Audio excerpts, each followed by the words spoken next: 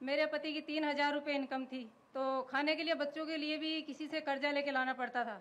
फिर मैंने अपने पति से ये कहा कि क्यों ना अलग हटके करें, भाई हाथ पे हाथ धरे बैठे रहने से तो ये हम खेती में मेहनत करेंगे। तो मैंने 2008 में अनार की खेती को चुना, क्योंकि अनार की खेती एक अनार 100 बीमार, ये मैंने डॉक्टर से सुना था। तो वो लगाने के बाद ये क्या था, अड़ोस पड़ोस से वो ताने खूब मारते हैं, लेकिन ताने सुनने की हिम्मत होनी चाहिए। तो अड़ोस पड़ोस ने मुझे ताने दिए ही रहे, तूने अनार तो लगा लिए, जड़ में लगेंगे या कहाँ लगेंगे। और जब मैंने ड्रिप लगाई तो कह रहे सांप बिछा दिए। तो वो ताने सुन के मैंने पीछे नहीं मुड़ के देखा, क्योंकि मैं आगे बढ़ती रही, क्योंकि हमें करना है तो कुछ करके दिखाना है। ये करके जब 2011 में उन पे अनार लगी तो पड़ोसी ने देखा, तो वो देख करके अचंभित रह गई कि भाई इस तरह से अनार लगती हैं क्या, और वो भी आधे आधे किलो की। और उसके बाद मैंने उसकी साइज को बढ़ाने के लिए उस पर जो कच्ची फुटान आती है, प्रूनिंग होती है, उनको मैंने काट दिया। काटने के बाद जब वो जो उसकी पानी और जो हम खाद डालते हैं वो कच्ची फुटान पे जाती है, वो न जा करके वो फल में कन्वर्ट हो गई।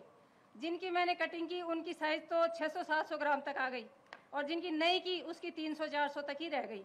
ये मैंने देखा कि कच्ची फुटान को अगर हम काटेंगे तो उसकी जो क्षमता है, जो खाद है, वो हमारे फल को मिल जाएगी। और ये देख करके मैंने अपने बच्चे को एग्रीकल्चर से बीएससी करवाया था, और ये उससे एक आगे बेटे तो दरदरी नौकरी के लिए मत घूमना, क्योंकि अगर हमें करना है तो अपनी खेती पे ही करना है। जब मैंने अपनी खेती में कमा के तुम्हें इतना बड़ा किया है, 3,000 से आज मैं 3 लाख रुपए इस खेती में कमा रही हूँ,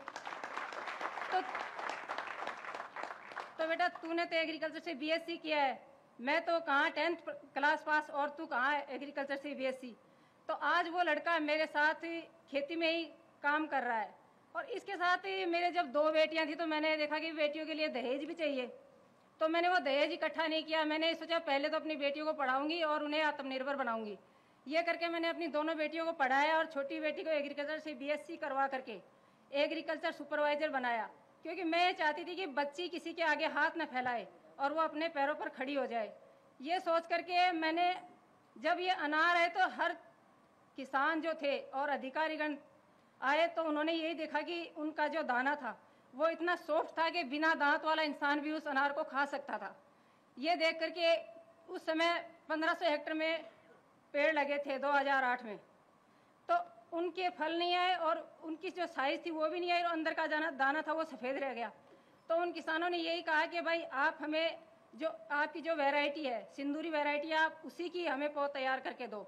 तो उस दिन के बाद मैंने अपने खेत में नींबू, अमरूद, एप्पल, हर वैरायटी के पेड़ लगाए, और उन्हीं से मैं अपने खेत में पौध तैयार कर रही हूँ। और आज वही पौध मैं हर किसान भाइयों को दे रही हूँ, और मैं ज़्यादा से ज़्यादा महिलाओं को ज़्यादा सपोर्ट कर रही हूँ, क्योंकि महिलाएं चोले तक सीमित हैं, क्योंकि उन्हें चोला चौके तक ही सीमित नहीं रहना, उन्हें भी आगे बढ़ना है, और वो अपनी खेती में ही सब कुछ कमा सकती है, ना कि उन्हें किसी के यहाँ नौकरी करके। तो आज कई महिलाएं मुझसे जुड़ी हैं जो आज अपने हाथ पैरों पे आत्मनिर्भर हैं, और वो अपने बच्चों का भी भरण पोषण कर रही हैं। इसलिए मैं चाहती हूँ कि महिलाओं को हमें आगे बढ़ाना होगा, और इसी के लिए मैं हर एक महिला को, और जो युवा किसान है वो सब मेरे पास आते हैं और उन्हें मैं प्रशिक्षण देती हूँ, क्योंकि उन्हें ये नहीं पता है कि पेड़ लगा करके उनमें पानी कितने समय से देना है, खाद कहाँ डालनी है, वो मैं उन्हें पूरा बताती हूँ। और ये बताने के बाद उनको मैं जो पूरा प्रशिक्षण देके जब पेड़ उन्हें देती हूँ तो वो अपने वहाँ ले जाकर लगाते हैं। और हर एक किसान भाई जो युवा किसान है, कई महिलाएं तो ऐसी हैं जिन्होंने अपनी नौकरी भी छोड़ दी, और वो कह रही हैं कि एक महिला तो ऐसी थी कि उनकी माँ जो बाजार से फ्रूट्स लेकर के खाए थे, उन्होंने तो वो कैंसर से ख़त्म हो गई थी। तो उन्होंने उसी दिन से अपनी नौकरी को रिजाइन किया, और उन्होंने कहा कि मुझे अपनी खेती में ही सब कुछ करना है, क्योंकि मैं रसायन को त्यागना चाहती हूँ और जैविक खेती करना चाहती हूँ। आज मेरे साथ जितनी भी महिलाएं हैं, युवा किसान हैं जुड़े हुए हैं, उनको मैंने रसायन को त्यागने का, रसायन एक बार आपको ज़्यादा पैदावार देगा, लेकिन उसका आपको इनकम क्या मिलेगी, उसकी कुछ भी नहीं मिलेगी। अगर गेहूं पे बात आती है, अगर आपका ऑर्गेनिक है तो आपको 8-9 हज़ार रुपये तक इनकम मिल सकती है, और जो हमारा रसायन का है वो 2,5-3 हज़ार रुपये क्विंटल ही मिल रहा है। तो मैं चाहती हूँ कि एक बार आपको वो ज़्यादा जरूर देगा, लेकिन आपकी जो ज़मीन है उसकी उर्वरा शक्ति है वो बिल्कुल ख़त्म कर देगा। आजकल लोगों ने घास के लिए उसमें दवाई डाली है, तो उसमें हमारा जो चना है वो होना बिल्कुल बंद हो गया है। तो मैं चाहती हूँ कि आप अपने खेत में रासायनिक को त्याग करके जैविक खेती को अपना सकते हैं। एक बार आपको कम जरूर होगा, लेकिन वो आपकी वही कैटेगरी वहीं आ जाएगी और वही उतना उत्पादन आपको मिलने लगेगा। और जो रसायन से अगर आप करोगे तो आपकी जो खेती है वो बिल्कुल नष्ट हो जाएगी। इसी के साथ मैं विराम लेती हूँ।